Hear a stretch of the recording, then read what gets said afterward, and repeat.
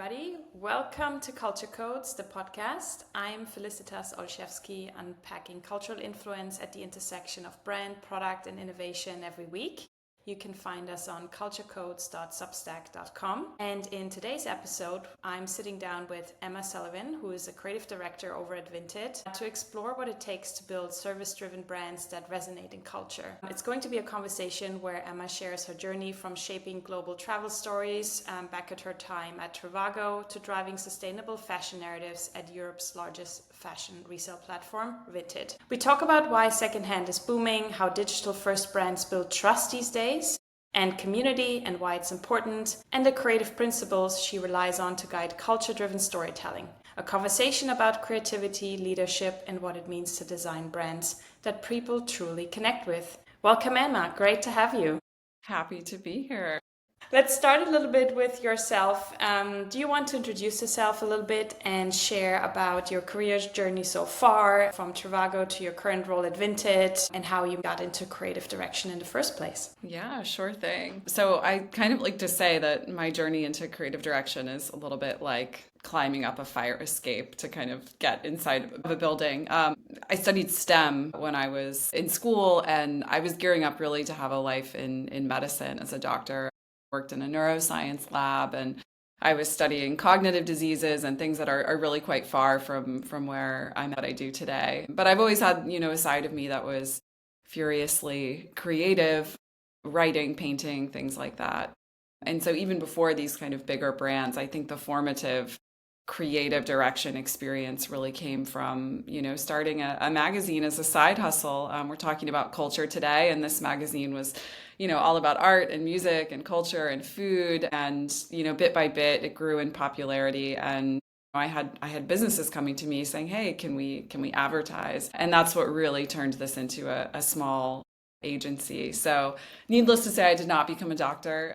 Sorry, Dad, I hate to say, but this kind of startup experience and also bits of this like science background, has kind of been the unexpected backbone of my career, both at Trivago and at Vinted. I've gotten to kind of thrive in this scale up phase by, relying on some of the skills that were harvested through this like learn by doing education. Both brands have a really strong test and scale culture. They're strongly data driven. And to be honest, really great environments for creatives and for leadership to put their skills to the test. Does work really perform? Does it grow the business? Does it launch markets, new products? Does it beat existing benchmarks? Working with really small brands and stuff at the start, I think allowed me to really understand the stories and insights that transform a brand and drive culture. You feel probably you can shape a narrative and a story more from its inception and really sort of like building a brand, which is probably amazing, being in the creative director seat. Nice.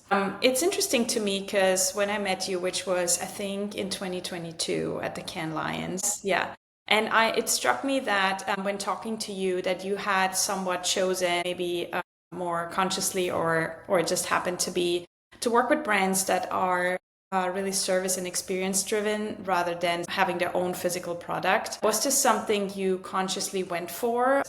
What was it that drew you to these type of platforms? Well, I think the moment I, kind of closed up shop with my own agency and, running the show, I had a decision to make, which was where do I want to invest my time and my skills. And I was a bit choosy at the start about where that was going to be or how that was going to look. And I myself have always been a bit more of an experienced person over a kind of stuff person, which is not easy. These were, both brands were an easy match when it came to that. This probably sounds like a really annoying Miss America kind of answer, but I think thinking about our industry and how so much of advertising has kind of convinced people to buy things that they maybe don't need or kind of be obsessed with like new. It does feel really good to work on things that convince people to give things a longer life, a second life. So on a value level, it kind of matches. And on the travel side, Dad's from Australia, Mom's Italian. Travel's always been a huge part of my world. So it was really inspiring to work in that space. Truly multicultural, which is really exciting. I'm fascinated by this. I'm a personal advocate, and people who are following this Substack and podcast and myself will notice that I have experience in sustainability, and I think it's great to see that we are in a time where there's more openness and willingness and so much community building and sharing across these platforms. And I can totally resonate with what you were saying around people want to sort of like share the experience and have maybe a diversity of things versus owning necessarily all of that stuff, which is interesting and speaks for the times we're in today. When we're looking to culture and how quick things move these days, and speaking from just probably the amount of campaigns or content or communication that you and your role are overseeing and pushing out on a weekly basis, how are you thinking about helping the brands you worked with maintain and build cultural relevancy, in a time where we see a lot of brands jumping on trends, trend jacking, and trying to be always in the cultural narrative? Is this something you're thinking about? How are you thinking about it? And if you are, what are some of the key elements creatively that you think are really important? Great question. I mean, I think you can either somewhat radically rethink, roles or like team constellations that can respond, ideate, and, basically deliver in time for these zeitgeist moments as they unfold. And, this kind of team needs to have a lot of freedom, ultra lean decision making, and pretty much firm investment frameworks that they can rely on to say, okay, we see a small trend that we believe in, we're going to invest X and no more questions asked. Or we're getting signals that this is a really big cultural movement, something larger is happening. I've seen kind of pretty dynamic trios of art director, producer, and even like media buyer work well to move quite fast. I will say, I think this kind of team is a little bit difficult in a lot of scale up brands, especially those who, really value cost efficiency and have this sort of test and scale mentality, because it can be seen as a little bit too risky, where the return on investment is maybe hard to measure, or it can be seen as being based on more vanity metrics. So alternatively, the antidote to that, I think, is to really empower creatives to speak on, or creators to speak on behalf of the brand and engage with culture much faster than you might be able to if you were to kind of do it yourself as a brand. And of course, this requires, trust and strong relationships with these people, but it is an effective path, I think, for a lot of brands. And then on top of that, you can choose, right, your key moments where throughout the year you're going to invest, you're going to, take time with that creative brief and choose how you're going to engage. Sometimes I think of this, it's very silly, this quote from Bambi where they're like, if you don't have anything nice to say, don't say anything at all. I think you could easily rewrite that for this brands and culture conversation, which is, if you don't have anything valuable or interesting or new to really say, then it's kind of better not to say anything at all. I fully agree on that there needs to be a value add and relevancy back to the brand versus just jumping on something which otherwise we'll see too much, and it's also just too fleeting and passes too quickly. And it makes total sense what you're saying, sort of like spotting opportunities and then having these larger tentpole moments where you put more of the creative campaign work behind. Are you closely following trends in the fashion space? Let's say if Mob Wife is trending, and then looking at, do we have a surgence on faux fur coats making it onto the platform and we're going to do something about that? Or is that something that you're staying away from? No, I mean, I think we have a treasure trove of being able to see what is kind of bubbling up from the ground up. We're trying to find the right ways to bring that forward. Earlier this year, it was called Reinvented, and it was basically a data visualization project together with Stink Studios, which was really fun because we allowed people to kind of take a quiz about their personality, and from there we were able to surface a lot of the trends that we're seeing, everything from kind of larger things like 90s aesthetic to more specific little things like trending in January, people reselling things like socks and Christmas gifts and things that they've gotten. So cheeky. I know, so cheeky. What we've all done it. So yeah, I think there's still tons of opportunity, and as I said before, or if I didn't say it, I'm saying it now. I think you said it. It's, you can't participate in everything. And especially as the trend cycle is getting shorter, you got to be a little bit choosy. Yeah, I talk a lot on Culture Codes about leveraging insights, especially social insights, into larger cultural opportunity development or product development. So I love that idea and that campaign around the personalities according to trends and finding fashion that fits that. And that seems like a great example. I want to talk a little bit more about consumer behavior because I think we've seen in the last year, more and more, also here in the US, platforms like Depop come up and new platforms that are trying to jump on the resale boom. I think here the Real is one of the biggest and largest resale companies. Their revenue increased year on year by 14% last quarter, and I've read that Vinted is actually now France's largest clothing retailer overall, not only in the secondhand space, but generally, which is just amazing. And Vogue has recently reported that tariffs and economic outlook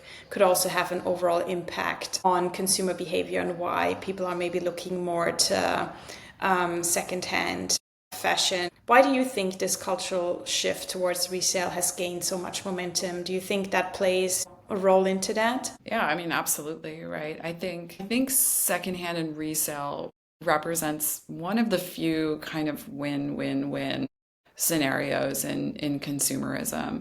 I mean, secondhand is better for your wallet, economically, like that's just a truth, a way to, get a little bit of money back, but also the deal itself of the value for money of what you're able to get. And then you have this idea that it's better for the climate, which is, as we say, it all builds. It's better for your style too.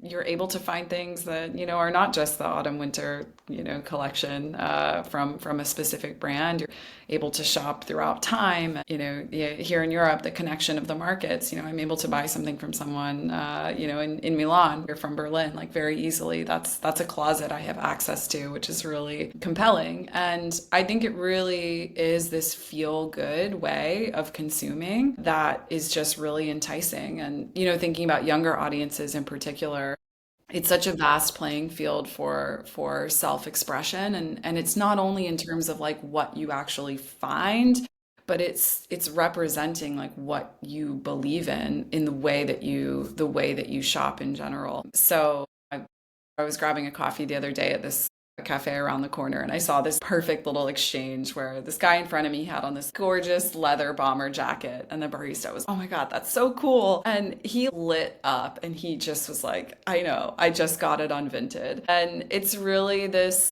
sense of pride. It's like a badge of honor. And I think that is something really, really special about secondhand in general. That's kind of the heart of this brand platform for Vinted of New Again. It's reinvention, it's enduring value, and it's kind of endless possibilities again and again and again, which I think is brilliant. Yeah, I love what you're saying there. This idea about the connected closet between Berlin and Milan or something like that. It really shows what a strong aspect community plays in these platforms. And I'm curious, what do you think about how community plays into building influence on a cultural level through brand storytelling, the brand platform you just mentioned? And to what extent do you think that community element is also important to build trust into platforms that enable that exchange? So I think they're not mutually exclusive. I think you can make community like your raison d'etre, your reason to be for the brand, and have tremendous stories for and about community. But I think this really has to come from a genuine interest and a drive from users. I see so many brands, I don't know about you, that kind of push community as a concept or a benefit, where I don't know if it really makes sense. I mean, I don't know if I need a sense of community from my bank or my supermarket. I don't know, not really, right? And I think even with marketplace brands, it's critical to do the kind of member research to to understand how community actually ranks as something important to people or not. I think it's easy to think people want it or think people care about it because it feels like, warm and fuzzy and on the creative side, like fun to work with. But, maybe it's not so critical. And yeah, I think if you kind of go down that road without really having a good feeling for it, I think you miss the opportunity to tell the right kind of stories for the brand. At Vinted, it's been really brilliant to see how a sense of community has been built really organically by members. I mean, the way people communicate, the like handwritten notes that people put in parcels that they ship. I mean, this was never like brand speak saying that's how you use the product or that's how you interact. Like it's all kind of been propagated, by the people that use it themselves. And I think that that's a really good jumping off point for seeing how you leverage community as a brand rather than kind of superimposing this kind of over-engineered idea of community on top. And that being said, when there's a genuine craving for it, I mean, you can do so many meaningful and fun things. I always admire the work that Nike has done around communities. I saw something about extreme knitting. Obviously, the run clubs, street dance. It takes a lot of investment, but I think if you nail it, like it's just perfect for brand love. Yeah, that's so interesting what you're saying there, that community is something that almost emerges as a shared product out of a marketplace platform like Vinted or else, if done well. And I agree with you. I think I'm observing two things. There's the true community-driven brands that have been built and centered and founded on the idea of community, like back in the days, Glossier and Outdoor Voices. And then there is, I think, the shift of brands trying to get into communities and maybe making that more part of their marketing strategies, but it's not always working well. I think there's been brands recently also engaging on new platforms like Substack because they understand, oh yeah, long form, in-depth content is sort of booming again. There's a renaissance happening. Let's jump on that. They're quickly noticing that it gets very commercial if they don't have a founder face or a creator face that's driving some of that storytelling, but in the end they are left with the product they have. And so it is definitely a fine line to walk between community and feeling overly commercial, and where it's something to capitalize on where it's really truly built on something like a community insight from the get-go. Observing that in beauty as well, a lot of beauty brands are founded and centered around a very specific community-driven skincare concern. And because that's baked into the product, all of the communication, the marketing, the creative is infused and informed by that. And it's that sort of unifying problem or thing that what attracts people to that product. And then it feels authentic versus the other side of brands that are trying to get into communities, but not solving anything for them. And that's where it starts to get really jarring and problematic at times if it feels too forced. And I think for me, I'm just became a new mom, and being added to WhatsApp groups for moms in this neighborhood or baby's born in this year, and just seeing how Vinted is recommended, talked about, and the experiences that are shared for this specific like time in life and audience, I think has been super enlightening for me as well, to just really understand like what does that community really value in terms of the product offering, what it means to them, the role it plays, in their life. I saw one mom say that she like uses all her Vinted money to like go and treat herself on, like she sells her kids stuff and then like that funds her manicure or something. And that's a really cool little anecdote that I think when you think creatively where the storytelling potential is, like that's where. Yeah, I love that. It's almost like giving you some time back for yourself. That's amazing. Yeah. Do you think that marketplace or service driven brands are more challenging in terms of building a brand platform communication than when you have a concrete physical product? Or do you think that it's actually because it plays maybe more into the values of today's times easier, or that there's maybe not really a difference? I mean, I think in terms of for service-based brands, in terms of just the repetition and consistency of the experience, it's pretty grueling. I mean, you have to build credibility with every single touch point and interaction with a consumer. We rely so heavily on reviews and social proof. That's not something you can escape. And there's the obvious. You won't bump into them in aisle 12 and think the packaging is really cool and buy it on a whim.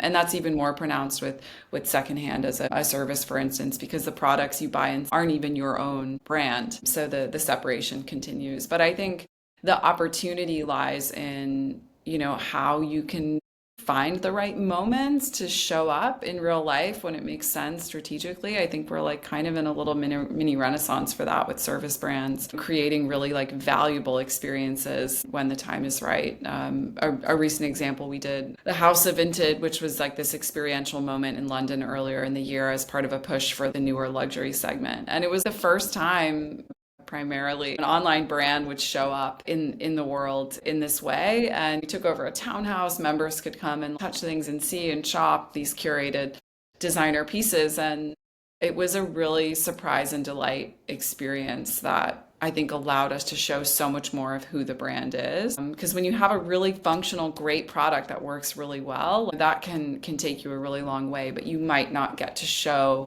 the full scope of the personality and the feeling that a brand transmits. So yeah, I think it's a really fun time to be able to cherry pick and really hone those experiences for a service brand. Yeah, and bringing people together in real life and giving them an added on experience, making vintage some tangible in a different way.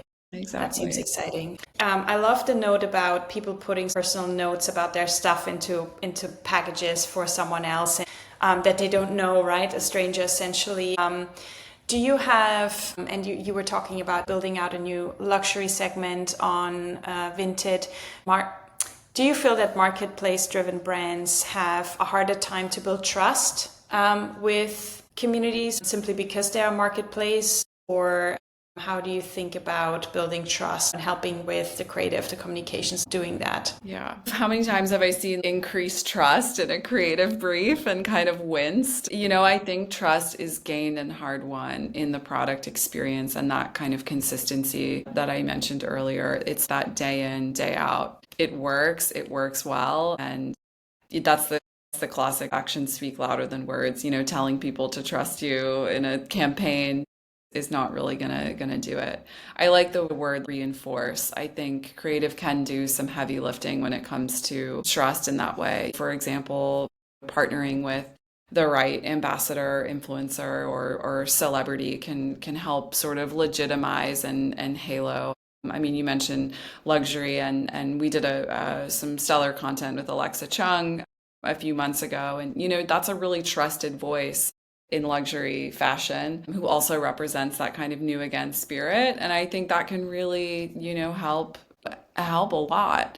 And again, those in real life experiences are a nice add-on, right? To be able to feel and touch and have that certainty also works wonders for trust itself. I think creatively, you can also unearth and tell the story of a lot of aspects of the product or the service that might not really seem kind of sexy on the surface, but ultimately can drive trust. I mean, something I think of is, I don't know, if there's a really big internal focus on something like data privacy or data protection, creative can take that and that internal value and kind of repackage it for the world in a compelling way.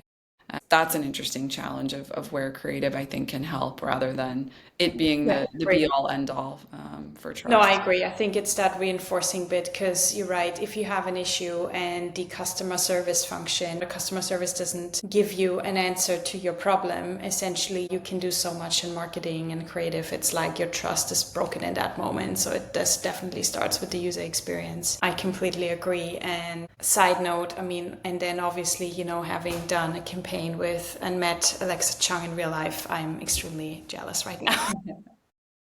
She has such great stuff. When her He's closet like my went generation live, skit girl for sure. right? When her closet went live on Vinted was shoppable, everyone was like foaming at the mouth. We were like, oh, Yeah, I'm like, was oh my so God, I brilliant. missed out on that closet sale. Yeah. Yeah. No, and my latest personal Vinted experience just before last summer relocating to the States. Of course, there's only so much that you can bring, and changing from a rainy four seasons climate to a climate that's always t-shirt weather. There was a lot to think about whether that's going to make the journey and having for these life-changing moments, whether it's becoming a mom or a parent or having a big move or just simply wanting to have a different way of following a trend, but not necessarily wanting to invest a lot, or maybe just trying it out for a little while. I think it gives you a lot of personal freedom.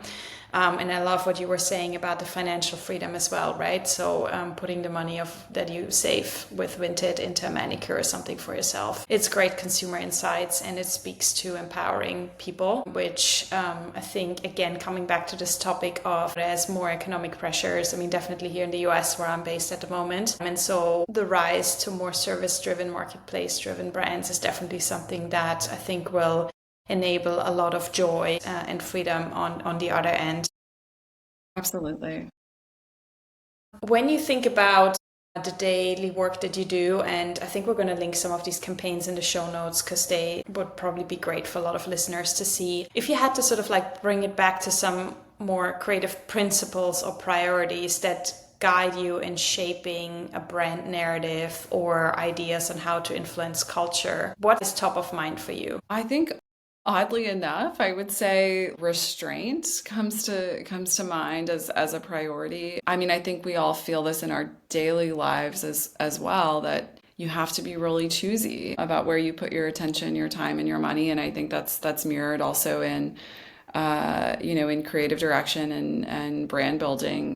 What are the opportunities that are really worth it versus what's just like a flash in the pan, but ultimately doesn't drive value. And I think there are many creative directors that are quick to applaud this sort of like brand bravery idea. But I really think at the moment we're in and in today's world, like brands who can keep a healthy amount of pragmatism ultimately win in the long run. And yeah, I would also say like another thing is much like in life, find your people, the members and the creators who really love the brand and are driving culture themselves. Like have them in your corner. Like these are your like natural and authentic, way to engage with culture without so much like heavy lift internally. And I think that's kind of a win-win.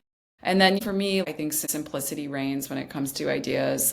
We had a really fun campaign go viral called Too Many, which was pretty much just the reflection of what if we all wore all of the things that we had, right? Like I have like 7 shackets and things. You can't even get through all the things you own. And so we just visualized that very cinematic and like putting on 7 pairs of jeans. That's like exactly. It's absurd. And that sounds like a Balenciaga campaign or Vetements campaign. That sounds yeah, cool. right.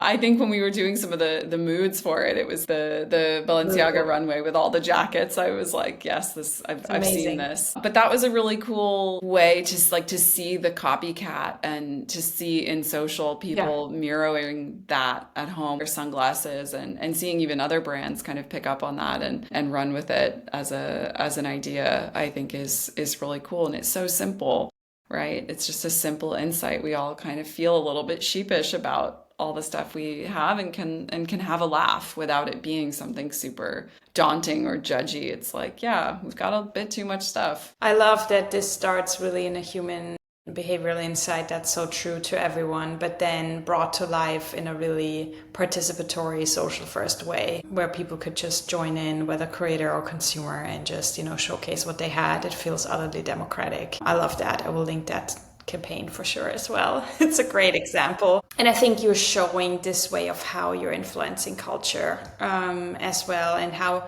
you're not only influencing it, but how you're also driven by it, because that is a joyful expression of saying we all already have enough, but you're not coming in with the raised hand, but you're making it a joyful, playful experience where people are like, yes, this is actually true.